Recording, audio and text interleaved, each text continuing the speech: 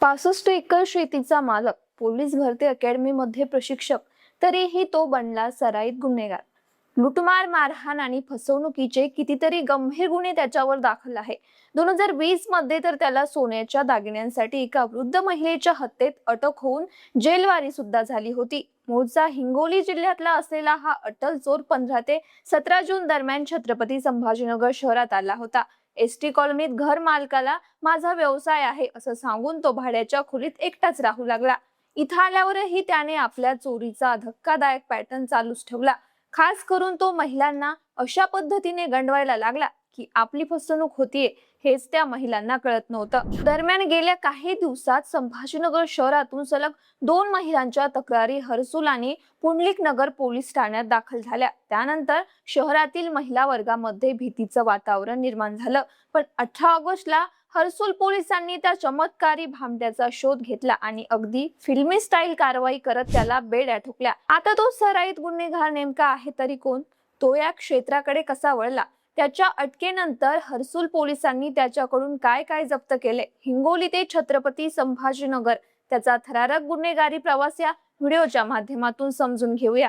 नमस्कार, मी गीतांजली आणि आपण पाहत आहात दे दणका.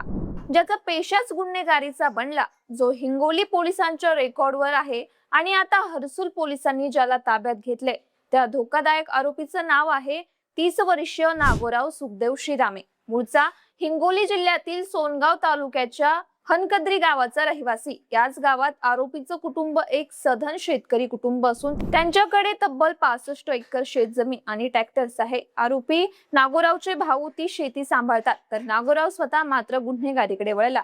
तो अविवाहित असून काही वर्षांपूर्वी आईचं निधन झाल्यानंतर वडिलांनी दुसरा विवाह केला. त्यानंतर त्याची मानसिकता विकृत बनत गेली आणि त्याची वाटचाल सराईत गुन्हेगारीकडे सुरू झाली. आरोपी नागोराव शिरामेवर गेल्या काही वर्षात लुटमार, मारहाण आणि फसवणुकीचे 7 पेक्षा अधिक गंभीर गुन्हे दाखल असल्याचे सांगण्यात येते.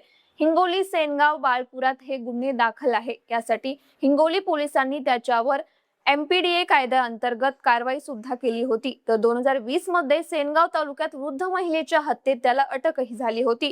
त्या महिलेचा खून करून तिथे सोन्याचे दागिने लुटल्याचा आरोप त्याच्यावरती होता. पण 2023 मध्ये या प्रकरणात पुराव्याअभावी तो सुटला आणि जेल बाहेर आला. बाकी 2023 मध्ये कोल्हापूर पेपरफुटी प्रकरणातही आपण असल्याचं त्याने सांगितलं होतं.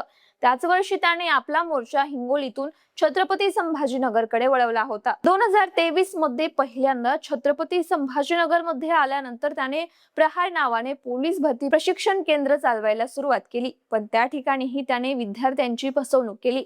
एका तरुणीला पोलीस दलात नोकरीचं आमिष दाखवून त्याने तिच्या कुटुंबातून 3 लाख रुपये उकळले होते. या प्रकरणातही त्याच्यावरती गुन्हा दाखल झाला होता. दरम्यान संभाजीनगर ते हिंगोली असं त्याचं येणं जाणं चालूच असायचं. अशातच 2 महिन्यांपूर्वी तो संभाजीनगर शहरात आला होता.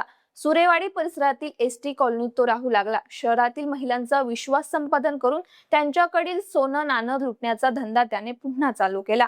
तो कसंही करून गरजू महिलांचे मोबाईल नंबर मिळवायचा, त्यांच्याशी संपर्क साधायचा, आमिष दाखवून त्यांना विश्वासात घ्यायचा आणि नंतर आपल्या सोबत त्या महिलांना अज्ञात स्थळी नेऊन लुटायचा, असा त्याचा चोरीचा धक्कादायक पॅटर्न होता.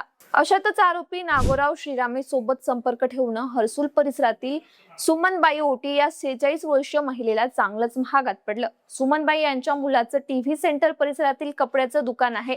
12 जुलैच्या रात्री त्यांना नागोराव शिरामेचा कॉल आला. त्यावर आपण कोण आहात, माझा मोबाईल नंबर कुठून मिळाला असं सुमनबाईंनी विचारत तुमचा नंबर ऑनलाईन काढला असून तुमच्या दुकानात माल भरण्यासाठी तुम्हाला बिनव्याजी 2 लाख रुपये लोन देतो असं आमिष आरोपी शिरामेने दाखवलं. त्यानंतर पुन्हा 3 दिवस गोड बोलून शिरामेने सुमनबाईंकडून सगळी माहिती विचारून घेतली आणि 25 जुलैच्या सकाळी 11 वाजता हर्सुल येथील डॉक्टर आंबेडकर पुतळ्याजवळ दोघांची भेट झाली. 2 लाख रुपये लोन देतो, माझ्यासोबत बस स्टँडला चला असं नागोराव सुमनबाईंना म्हणाला.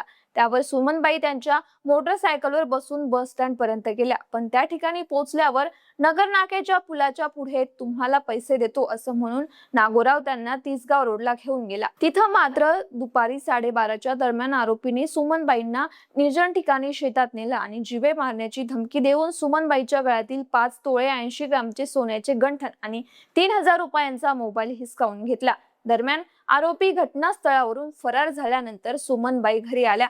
एका झटक्यात जवळपास आपलं 5 लाख रुपयांचं नुकसान झाल्यामुळे त्यांना मोठा धक्का बसला. पण घाबरल्यामुळे त्यांनी लागलीच पोलिसांकडे या संदर्भात तक्रार दिली नाही.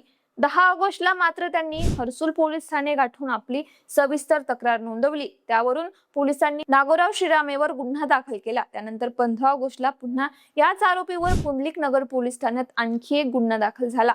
12 ऑगस्टच्या दिवशी आरोपीने एका 38 वर्षीय महिलेला अशाच पद्धतीने लुटलं. प्रत्यक्षात फक्त 10वी पास असूनही स्वतःला प्रहार पोलीस प्रशिक्षक अकॅडमीचा शिक्षक सांगून त्याने या महिलेच्या मुलीला ऍडमिशन मिळवून देतो असं आमिष दाखवलं. तिच्याशी ओळख वाढवली आणि नंतर त्या महिलेला सिडको बस स्टँडवर भेटला. तिथून त्याने महिलेला आपल्या मोटरसायकलवर बसवत रेल्वे उड्डाणपुलाजवळील मोकळ्या मैदानात नेलं. त्या ठिकाणी त्या महिलेकडून सोन्याची रिंग आणि मोबाईल हिसकावून घेतला आणि घटनास्थळावरून पळ काढला. दुसऱ्या बाजूला पहिल्या घटनेत हर्सुल पोलीस ठाण्यात गुन्हा दाखल झाला होताच. आरोपी नागोराव शिरामेचा पोलिसांनी शोध घेणं सुरू केला होता. पण पुंडलिक नगर पोलीस ठाण्यात गुन्हा दाखल झाल्यावर दोन्ही घटनांचा समांतर तपास सुरू झाला. पोलिसांना दुसऱ्या घटनेत आरोपीचे सीसीटीव्ही फुटेज मिळाले, ज्यात आरोपी नागोराव शिरामे स्पष्टपणे दिसून येत होता. अशातच हर्सुल पोलीस ठाण्याच्या पोलीस निरीक्षक स्वाती केदार आणि त्यांच्या पथकाला गोपनीय माहिती मिळाली की आरोपी 18 ऑगस्टला सुरेवाडी भागातील एसटी कॉलनीत आलेला असून तो बाहेर गावी पळून जाण्याच्या तयारीत आहे. मग काय, पोलिसांनी लागलीच आरोपीच्या विरोधात सापळा रचला. पण पोलीस आपल्याला पकडण्यासाठी आपल्या एरियात आल्याचं त्याला समजलं. त्यामुळे पोलिसांना पाहून तो आपल्या मोटरसायकलवर बसून पळून जाऊ लागला.